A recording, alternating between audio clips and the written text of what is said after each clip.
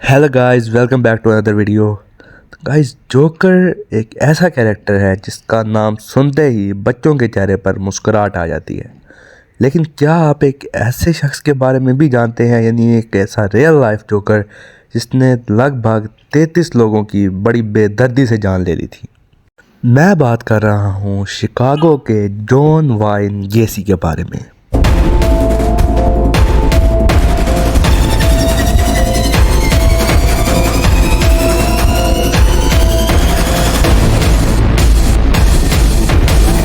دسمبر 1978 Chicago police Chicago کے اب تک کے سب سے بھیانک کرائم کو انکور کرنا شروع کرتی ہے۔ گھر کے فلور بورڈ سے ایک کے بعد ایک ڈیڈ باڈیز نکل رہی تھی اور پولیس کو یہ یقین ہو گیا تھا کہ ان کا سامنا ایک بہت ہی بھیانک سیریل کلر سے ہونے والا ہے۔ اس کا نام تھا John Wayne Gacy AKA the killer clown. John Wayne Gacy 17 March 1942 کو شکاگو میں پیدا ہوا۔ گیسی کی 2 بہنیں تھیں اور اس کا فادر ایک میکینک تھا۔ وہ ایک بہت زیادہ اسٹرکٹ آدمی تھا اور گیسی کے ساتھ بہت زیادہ سختی سے پیش آیا کرتا تھا۔ وہ اکثر شراب پی کر آتا اور اس کو مارا پیٹا کرتا تھا۔ اس کی ماں اور بہنیں اس کو بچانے کی ناکام کوشش کرتی تھیں۔ 18 سال کی عمر میں گیسی نے اپنے علاقے میں سیاست میں حصہ لیا، لیکن اس کو اپنے باپ کی مخالفت کا سامنا کرنا پڑا۔ اپنے باپ کی بے جا نفرت کی وجہ سے گیسی شکاگو چھوڑ کر لاس ویگس چلا گیا اور وہاں جا کر ایک مردہ خانے میں ملازمت کرنے لگا۔ یہ یہاں پر اپنا بہت سا ٹائم مردوں کے ساتھ سپینڈ کرنے لگا تھا اور یہ انہی کے ساتھ سو جایا کرتا تھا۔ یہاں پر اس میں ہومو سیکشوالٹی کی عادت بھی ڈیولپ ہوئی اور اسی سرد خانے میں اس نے مردوں کو دفنانا سیکھا اور یہ سب کام سیکھ کر وہ واپس اپنے گھر چلا آیا۔ گیسی نے واپس آ کر اپنی ایجوکیشن کمپلیٹ کی اور جوتوں کی ایک فیکٹری میں ملازمت شروع کر دی۔ وہاں پر اس نے اپنی ایک کو ورکر کے ساتھ شادی کر لی۔ گیسی کا سسر ایک اچھے خاصے فاسٹ فوڈ برانڈ کا مالک تھا۔ اس نے اپنی 3 برانچز گیسی کے نام کر دی اور اس کے بعد گیسی کے پاس اچھا خاصا پیسہ آ چکا تھا۔ اب لوگ بھی گیسی کی رسپیکٹ کرنے لگے تھے اور اس کا فادر بھی اس کے ساتھ اچھے سے پیش آتا تھا۔ 1966 میں گیسی کے گھر ایک بیٹا پیدا ہوا اور 1967 میں ایک بیٹی پیدا ہوئی، لیکن اسی دوران گیسی نے اپنے ریسٹورنٹ میں ڈرگز اور شراب وغیرہ بھی بیچنا شروع کر دی تھی۔ گیسی اپنے ریسٹورنٹ میں کم عمر لڑکوں کو ہائر کرتا اور ان کو $50 دے کر سائنسی تحقیق کے نام پر ان کے ساتھ بدفعلی کرتا تھا۔ لیکن 15 سالہ ڈونلڈ اس کے جھانسے میں نہ آیا اور اس نے جا کر اپنے پیرنٹس کو اس کی تمام حرکات بتا دی۔ اس کے پیرنٹس نے گیسی پر کیس کر دیا۔ گیسی نے اپنے ایک ملازم کو $300 دے کر ڈونلڈ کو مروانے کی کوشش کی، لیکن ڈونلڈ نہ صرف اس کے حملے سے بچ گیا بلکہ اس کو اریسٹ بھی کروا دیا۔ پولیس نے اسے تفتیش کی اور اس نے اپنا جرم قبول کر لیا۔ اس کے بعد گیسی کو بھی اریسٹ کیا گیا اور اس پر کیس چلا، لیکن 7 نومبر 1968 کو گیسی نے اپنا جرم قبول کرنے سے انکار کر دیا اور کہا کہ اس پر لگائے گئے تمام الزامات جھوٹے ہیں۔ بلکہ گیسی نے کہا کہ ڈونلڈ نے خود اس کو آفر کرائی تھی، لیکن عدالت نے اس کی باتوں پر یقین نہ کیا اور اس کو 10 سال کی قید کی سزا سنا دی۔ اسی دوران اس کی وائف نے بھی اس سے ڈیورس لے لیا۔ گیسی کی وائف نے کورٹ سے اپیل کی کہ اس کی ساری جائیداد کو اس کے دونوں بچوں کے نام کر دیا جائے۔ کورٹ نے اس کی اپیل کو ایکسیپٹ کیا اور گیسی کی تمام جائیداد اس کے دونوں بچوں کے نام کر دی گئی۔ لیکن گیسی کو صرف 18 ماہ کی سزا کے بعد اس شرط پر رہا کر دیا گیا کہ وہ شکاگو اپنی ماں کے پاس واپس چلا جائے گا۔ رہائی کے بعد گیسی اپنی ماں کے پاس چلا گیا اور وہاں پر ایک کک کی ملازمت کرنے لگا۔ اس نے اپنی ماں کی مدد سے وہاں پر ایک گھر بھی خرید لیا، جہاں پر گیسی نے اپنی لائف کا سب سے زیادہ ڈارک چیپٹر لکھا۔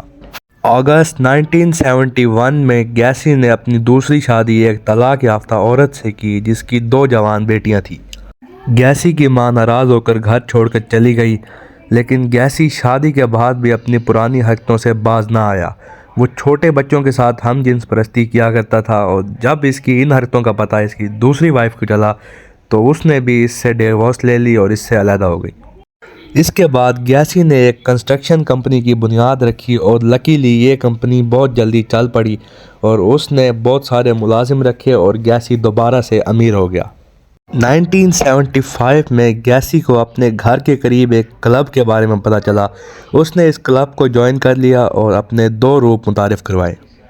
پوگو دی کلاؤن وہ روپ جس میں وہ جوکر بن کر بچوں کو ہنساتا تھا، اور دوسرا وچز دی کلاؤن وہ روپ جس میں وہ ایک بھیانک جوکر بن کر بچوں کو ڈرایا کرتا تھا۔ یہاں پر کام کرنے کے دوران اس نے پیسہ بھی کمایا اور بھیانک جرائم بھی سر انجام دیے۔ ایک رات شو سے واپس آنے کے دوران اس نے راستے میں ایک نوعمر لڑکے کو دیکھا۔ اس نے اس کو گھر لانے کے بہانے اپنے ساتھ گاڑی میں بٹھا لیا اور اپنے گھر لے آیا، اور وہاں پر اس کے ساتھ جنسی زیادتی کرنے کے بعد اس کو چھری سے وار کر قتل کر دیا اور اس کی باڈی کو اپنے گھر کے صحن میں دفن کر دیا۔ اس نے اپنا دوسرا قتل 1974 میں ایک نامعلوم لڑکے کا کیا۔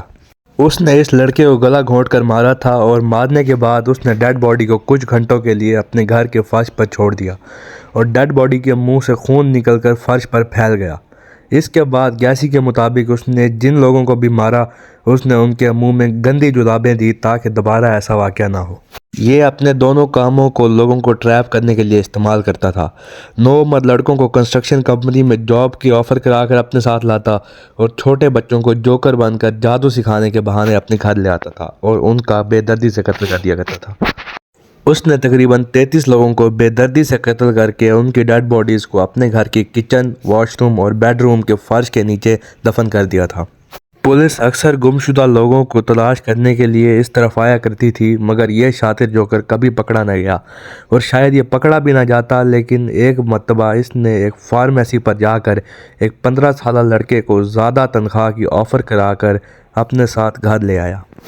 اس 15 سالہ لڑکے کے پیرنٹس نے اس کی گمشدگی کی کمپلین درج کرائی، اور تفتیش میں یہ پتہ چلا کہ یہ لڑکا آخری دفعہ گیسی کے ساتھ دیکھا گیا تھا۔ پولیس کو یہ بھی معلوم ہوا کہ یہ آدمی پہلے بھی بچوں کے ساتھ بدفعلی کرنے کے جرم میں جیل کاٹ چکا ہے۔ پولیس سرچ وارنٹ لے کر اس کے گھر گئی، لیکن تفتیش کے دوران اس نے اپنا کوئی بھی جرم قبول نہ کیا۔ اس کے گھر کی تلاشی کے دوران پولیس کو اس کے گھر سے ایک پستول، کئی ڈرگز، نشہ ور ادویات اور اس کے ساتھ ایک انگوٹھی بھی ملی۔ پتہ کرانے پر معلوم ہوا کہ یہ انگوٹھی ویسٹ ہائی اسکول کے ایک اسٹوڈنٹ کی ہے جو کئی مہینوں سے لاپتہ ہے۔ اس کے بعد پولیس نے اس پر کڑی نظر رکھی۔ اس نے پولیس کو ورگلانے کی بہت کوشش کی لیکن ناکام رہا۔ اس کے بعد مزید تفتیش ہوئی تو پولیس کو معلوم ہوا کہ اس کی کمپنی میں کام کرنے والے بہت سے نوعمر لڑکے لاپتہ ہیں۔ اس کے بعد پولیس نے دوبارہ سے اس کے گھر پر ریڈ کی۔ ممکن تھا کہ گیسی اس دفعہ بھی بچ جاتا، لیکن اس دن شدید گرمی ہونے کی وجہ سے اس کے گھر میں سے عجیب طرح کی بو آنے لگی۔ پولیس نے اس کے گھر کی کھدائی شروع کر دی، اور پولیس کے ساتھ ساتھ وہاں پر کھڑے لوگوں کی آنکھیں بھی پھٹی کی پھٹی رہ گئی جب ایک جگہ سے 4 لوگوں کی لاشیں نکل رہی تھیں۔ گیسی اس وقت گھر پر نہیں تھا۔ شاید وہ جان چکا تھا کہ اب اس کا کھیل ختم ہونے والا ہے، تو وہ آخری بار اپنے دوستوں سے ملنے گیا۔ ان کے ساتھ اس نے خوب شراب پی، اور واپسی پر اس نے ان کو بتایا کہ اس نے کم سے کم 33 لوگوں کو بڑی بے دردی سے قتل کر دیا ہے۔ اپنے دوستوں سے آخری بار ملتے ہوئے یہ بہت زیادہ رویا اور ان سے کہنے لگا کہ وہ 33 لوگ مجھے مارنے کے لیے آ رہے ہیں، اور اس کے بعد اس کو اریسٹ کر لیا گیا۔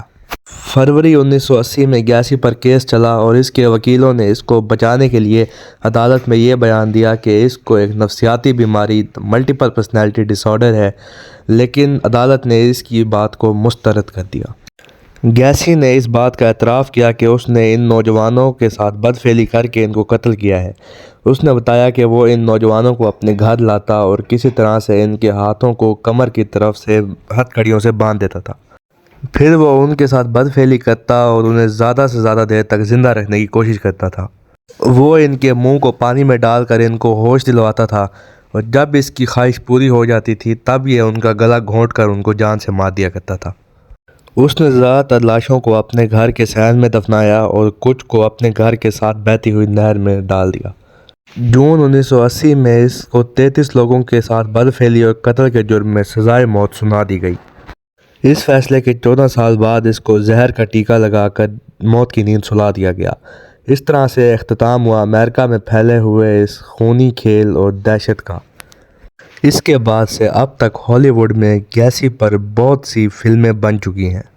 امید ہے گائز آپ کو آج کی یہ والی ویڈیو اچھی لگی ہوگی۔ اگر ویڈیو اچھی لگی تو ویڈیو کو لائک کر دیں، شیئر کر دیں اپنے فرینڈس کے ساتھ، اور چینل پر نہیں ہو تو چینل سبسکرائب کر دیں۔ ملتے ہیں نیکسٹ ویڈیو میں، گڈ بائے۔